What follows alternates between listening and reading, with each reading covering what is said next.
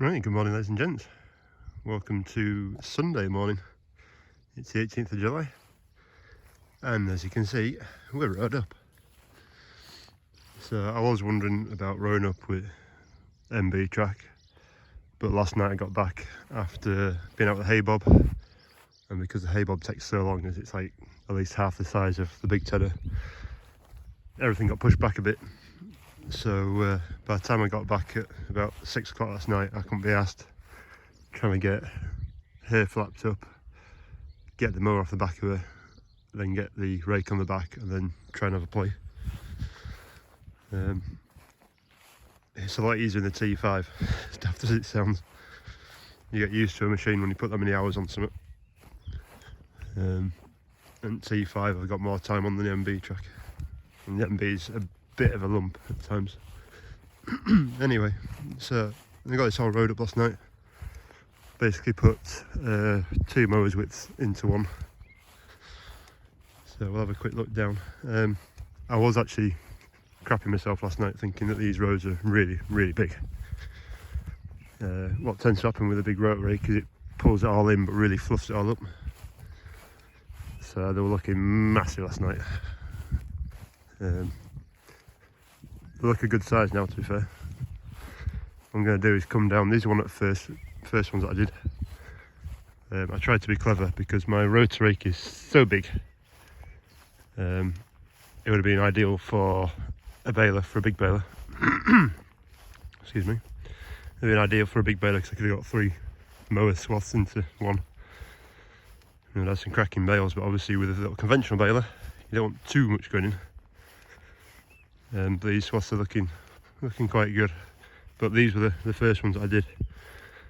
I tried to basically use half the rotor. So I went down the middle of the field and pulled one almost onto the top of the other, and then did one side of the field, came back up and basically just sat across, came back up and pushed the first row that I did across a little bit more, just to give me the space to get a full rotor's width. Hopefully that makes sense. So then yeah, pretty much I just skimmed down the side of one of the last swath to make a new swath, and she's cleaned up pretty well actually. I reckon it'll be tidier than a hay bob. I actually didn't have one of the rotors quite far enough down.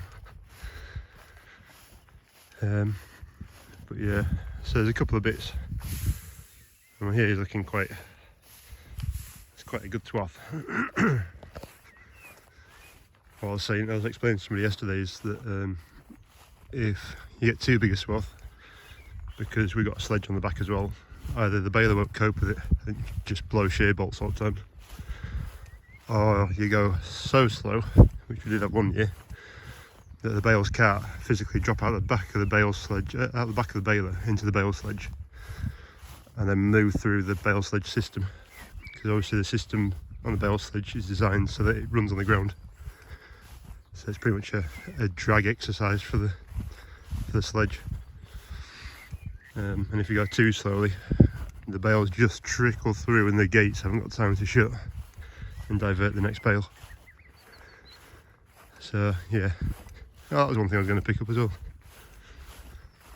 And my sheet in the middle of my rake decided to disappear. I think it's a bit loose on it, so she dropped off. I'd done half the field. You ever get that feeling you missed something?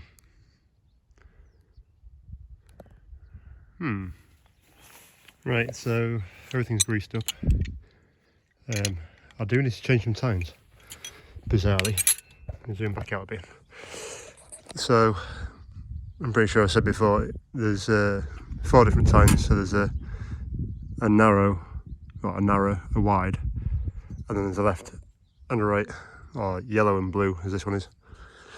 But we seem to have lost 3 consecutive narrows. It seems a bit odd. It's usually the wide ones that go, because they're usually closer to the ground. But looking at that, it's a bit like monkey metal, porous. So yeah, a bit strange. There's nothing on the other side, but we'll drop these out. They're a 19, so I've got ratchet and 19 socket. And generally what I do is I stick that down the centre, especially if it's just broken end bit off, that down the centre and take it off with the ratchet on the other side. Obviously that's a bit easier. Right, I'll knock them 3 out. Right, so that's a quick job done. I didn't bother filming it because I'm sure you can work out how to take a nut and bolt out. The only thing I would say is make sure that the back of that is behind the washer, like that. So basically where that hook is behind the washer, because if you're losing full tines, generally means that they've slipped out of there, which is probably because you haven't set them in to that or behind the washer. Go on then, did any of you spot the mistake? Yeah, I'm actually going to go row up, not TED out. So I've just got to change these tines. So they've got 2 positions. As I always got told, out is out and in is in. So just pull back on the spring, wiggle it around, drop it back into that hole. Just like that one. So basically it just lessens the angle. So it's just gently sweeping past it and pulling it in, rather than flicking it out. Don't know if you can tell. Well, if you do that, it's almost like 90 degrees there. If you come back round, you're like 45 degrees. Something like that.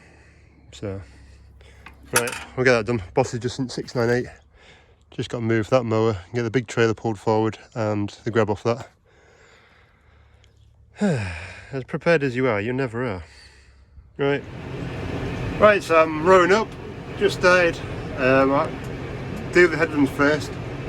I'll do about 4 or 5 times round to give me enough room to move with the baler, to turn with the baler. So obviously the baler and sledge is quite a long rig. I'm doing what, 460 RPM and nearly 10 Ks, no, 9.5 Ks. So again, back down to the sweeping action. It's not trying to pull it apart, it's just gently bringing all the grass into one. Also on the curves, I'm trying to not make them too tight.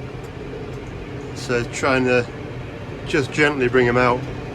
Makes life easier with the baler. And the hair going out. Life easier with the baler on the PTO shafts and the baler itself, and yeah, basically everything.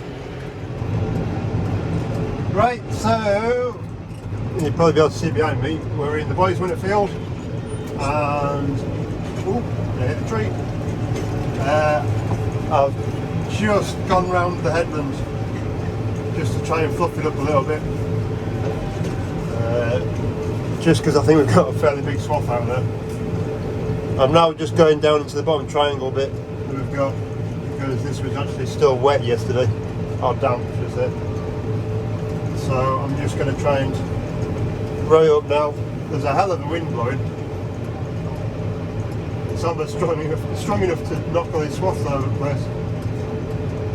And you might just see to the right hand side as we go around, I've just finished doing the hayfield. I don't know if you can see it now. So yeah, getting there. It's like 12 o'clock now. I said to the boss man I'm going to get going at 1 o'clock, start baling.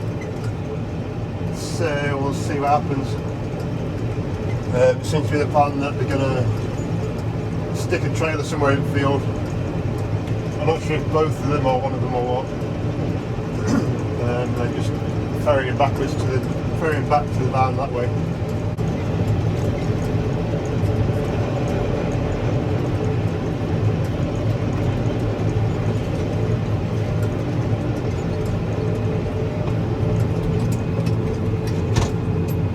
Looks like everybody's busy today. Big New Holland combine on the other side of the river. I think that was that field I mentioned a few weeks back that was looking quite ripe. Must have had a go of it last night. So I think that right hand side's been done. All in swath. Right, so technically I think I'm set. I've got my rope for my sledge, which is the blue one that runs outside the baler. That one there. And I've got my bale pickup down. I've got my knotter lid up just to let the wind blow through it and try and take some of the rubbish out. So what I need to do now is just start her up. It's got a hydraulic bale tensioner, but it always slackens off because it's warm, so a few seconds to get that through. The first 5 bales or so will be garbage anyway. We're just trying to get itself set up, the first baling and yeah, everything else. So without further ado, let's spark her up, start her up I suppose.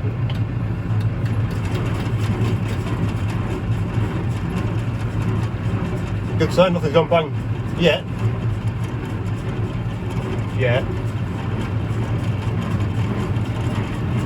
Oh, that's the bloody what's out there.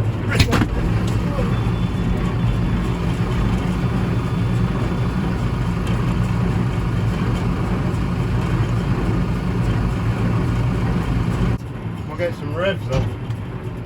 This runs at about 570 to 590 RPM. It's a green little baler. Right, I'm on 570 there. Into medium box.